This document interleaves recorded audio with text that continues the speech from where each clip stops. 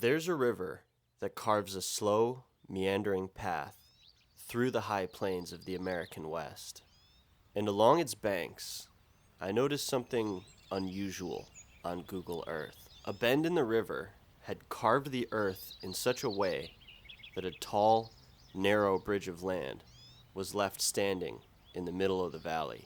I was very curious to see what this geologic feature looked like in real life, so I charted a route to get out to it. But within a couple steps into my hike, I found something incredible. And by the end of that day, I was convinced that this was one of the most compelling and historic locations I had ever stumbled upon. Let's go do it, buddy.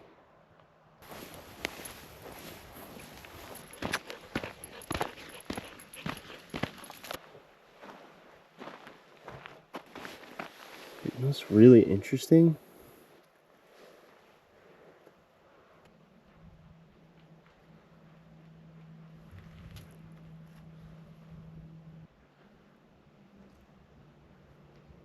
That's so crazy.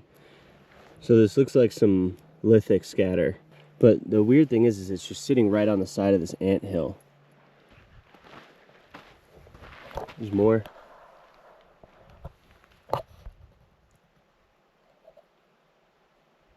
So maybe these ants built their hill right on the top of a site where somebody was making projectile points, and they just moved it around. Look, there's little pieces everywhere here. I've never seen that before. So my best guess is these ants moved these stones when they were piling up rocks to make their anthill. And they probably built this right on the site, so they've become a part of the anthill. How cool is that? I mean, you can see these little flakes embedded all the way up there. There's probably more on the inside. Dude's getting bit. Let's keep going, dude. Come on, get out of there. Well, that was quite interesting. I never would have noticed those if not for them being right on the side of that anthill. So you can see there's a lot of flint just laying around on the ground here. I mean, that was a pretty big anthill, so you'd have to assume it's pretty old. You know, many years old. But there's no way it could be older than when those lithic shards were put down. So check it out. Just walking by on the ground. Okay, I think this might be a stone tool. This is just right on the ground here. I think this is a piece of flint. And it looks like it might have been carved to sort of fit into a hand. Okay, I'll get my macro lens out. So this area has a long history of human habitation, you know, dating back to Paleo-Indian around 9,000 years ago and beyond, to more recent Fremont and then Ute and Shoshone cultures that might have used these rivers as, you know, travel pathways and trading routes. So it probably sees a lot less traffic than it did at one point. Don't mind my dirty fingernails. Look at this corner. You can see it's been flattened down significantly. And then this tip right here, maybe it was attached on the end of a stick of some kind to be used as like an axe head, or, oh my god, I mean, it's all been worn down. There's no hard edges on this thing.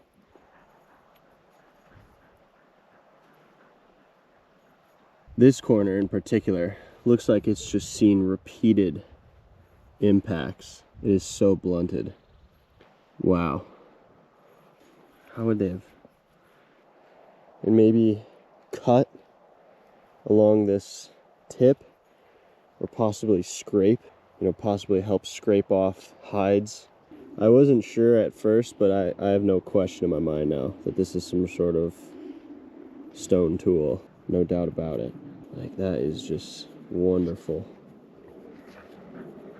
The best evidence of where it was actually flaked off is remaining on this corner. You can see how it was chipped away and worked. I'm just loving how it feels in my hand. It just feels incredible. I think it fits best like this. Look at that. And if that side was the side that was used for cutting, you know, it could have been some sort of knife. Unreal. All right, well, this doesn't belong to me, so I'm gonna put it back where I found it.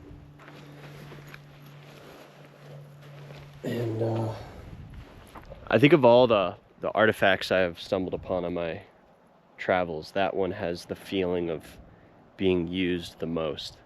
And just a reminder, if ever you find any artifacts on your travels, you know, make sure to leave them just where you found them. It's really important they stay there to remain in their context for archaeology, and also because they belong there. And right next to it, we found some potsherds.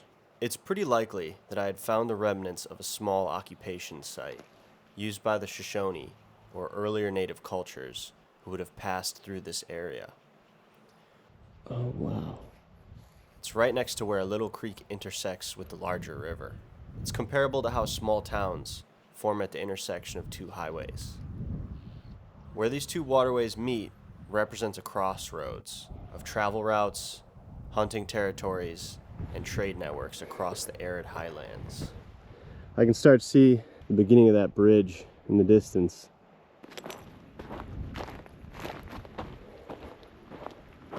Right now we're in national forest land, and I can't see a single tree.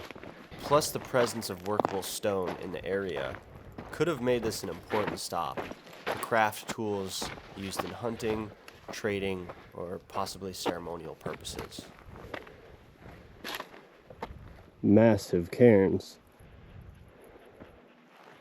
What for? I have no idea.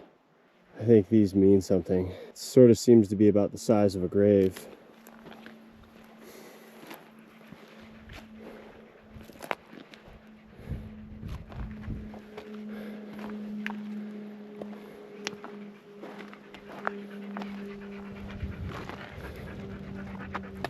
They're not trail markers. They're way too big to just be some little one-off art project.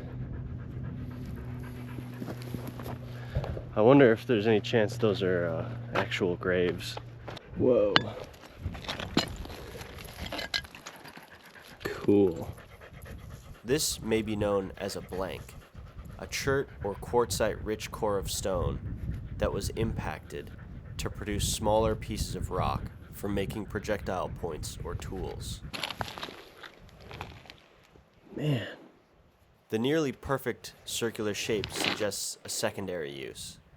The smaller one could have been along the lines of what's called a biscuit stone, a tool used to finish pottery or sculpt wood and bone. Whoa. Look at these. Almost like monos. At some point, it could have been used as a mono, a handheld grinding stone used to process seeds or roots in a mortar. So it's possible I was holding stone objects that had seen multiple lives and uses, starting as a stone tool, then repurposed and broken apart to make new ones. Look at, they're similar. They're chopped off halfway. Two rocks like these could have been struck together to create these fragments. Look at more. Half circles.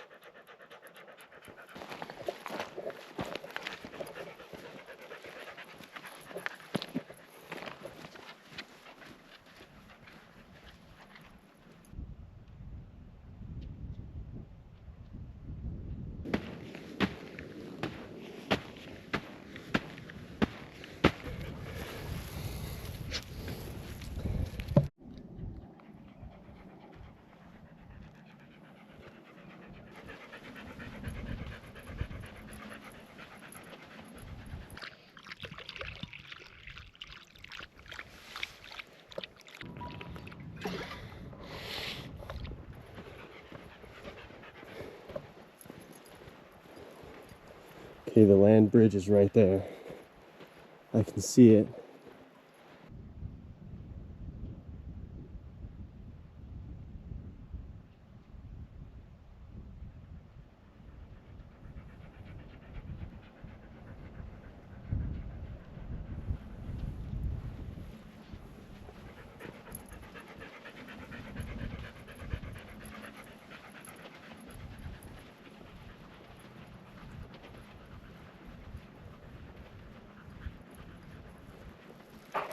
All right, I think we're gonna go run down this thing.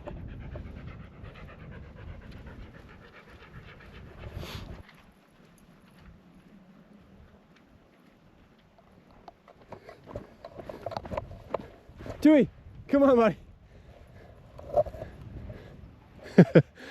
Come on, buddy. Come on, let's go. Let's go.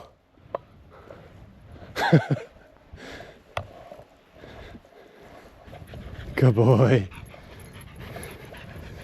All right.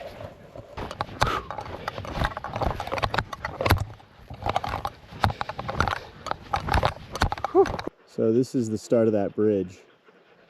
We're gonna go get across it.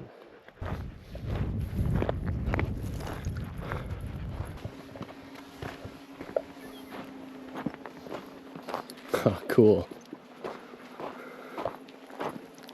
All right, looks like we'll be able to make it across it.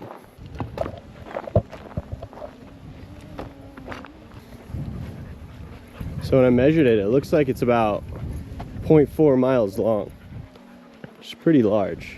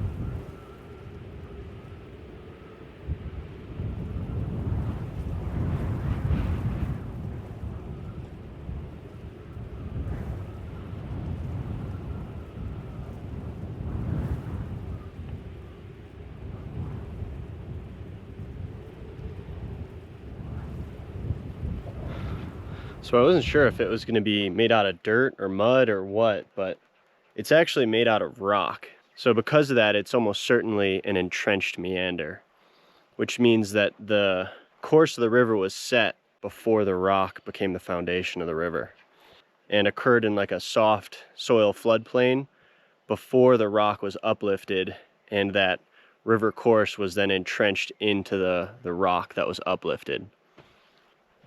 Kind of makes it feel like you're walking on a castle wall. It would definitely be a pretty ideal spot to have a commanding view of this valley, and you know, you'd have water access on both sides.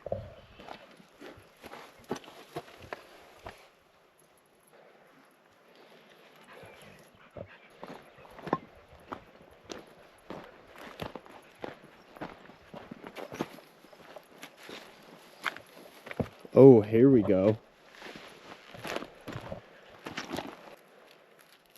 That is almost certainly a mortar hole. Spot where a grindstone would have been used to process seeds and acorns.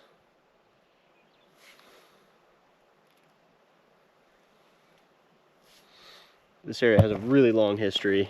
Could have been Fremont cultures anywhere from 1000 AD and before, and then after that possibly pathways used by the Ute or the Shoshone. A river like this is an important pathway between the high plains and the mountains to the south.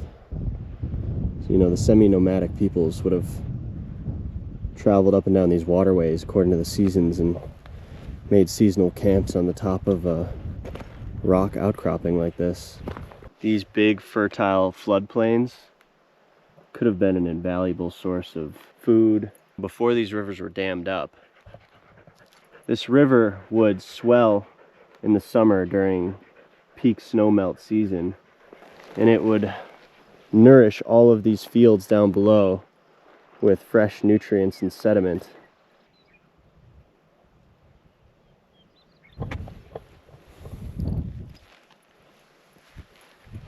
I think this is the third or fourth one of these big river meanders I've found on Google Earth. And 3 out of the 4 of them have had some really interesting Native American history that I've been able to find on them. So it really just goes to show you how, human existence was once completely intertwined with the geology and the landscape of the place they lived in. Nowadays it's so different. Like, we live completely separate from our natural environment.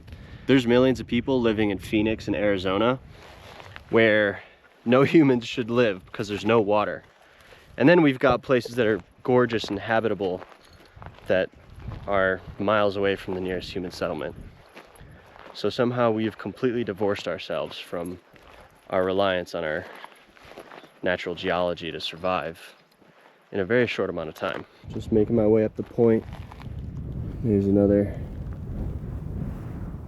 flint flake. Some of the earliest cultures here, like the Fremont, would have practiced small-scale gardening or horticulture along these types of floodplains. I was lucky to visit in the spring, which is the very time when indigenous groups would have passed through on their way to higher elevations. The older tools and the deep embedded bedrock mortero are likely evidence of Fremont presence, a culture that flourished across this area starting around 300 AD. And right around that most intriguing time frame of 1300 AD, the Fremont presence fades from the record. Some archaeologists believe they were absorbed into the incoming tribes, including the Shoshone, who continued to inhabit this region. And it's entirely possible that later Shoshone bands came across Fremont tools, just as I did, and resumed their use or repurposed them. And that begs the question, did they stop here for longer, or did this place have a significance to them, and were drawn out to this area by the very thing that brought me out here? It's impossible to know, but it really goes to show you, the geology of a landscape has influenced cultures and patterns of human movement across the American West for thousands of years.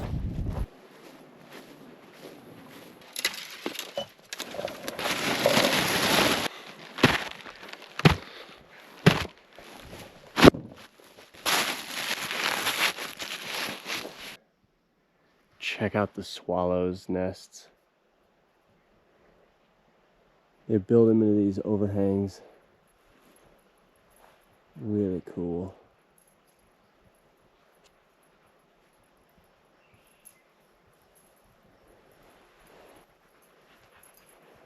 That is awesome.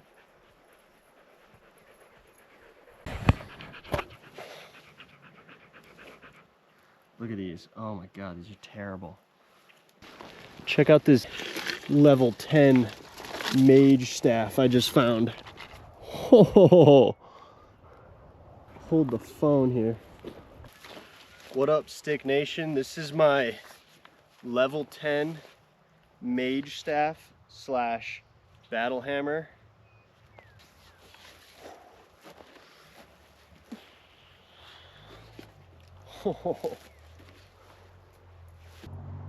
It's like a stick burl covered in maybe some type of moss or something. Legendary staff for sure. Just found that right here.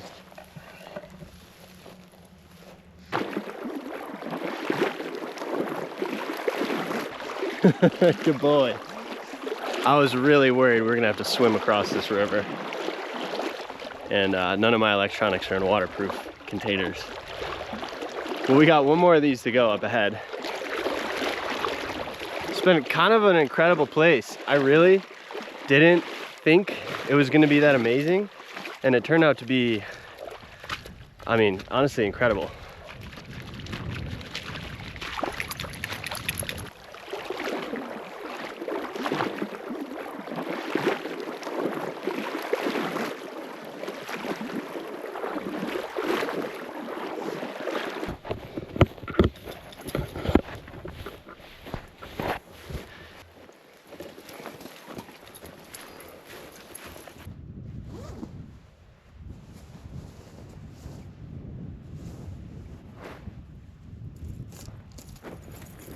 It's pretty clear that not a lot has changed here.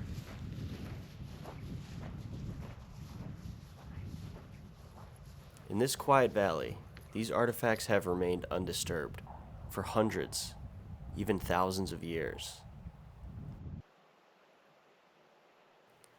But just downstream, beneath the waters of a modern reservoir, lie thousands of other cultural sites, now submerged.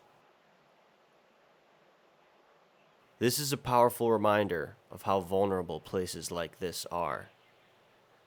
And what's happening today could change things quite a lot. Right now, there's a threat to the American West to sell off millions of acres of public land, places just like this one and directly adjacent to it. Places that may still hold untold stories and answers waiting to be discovered. I strongly encourage you to learn more about what's happening and take action to help protect America's public lands and the cultural significance they hold.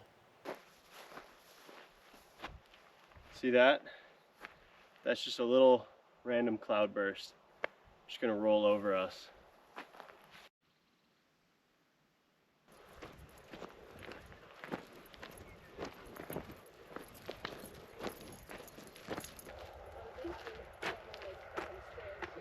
Look at that, that's such a crazy microburst.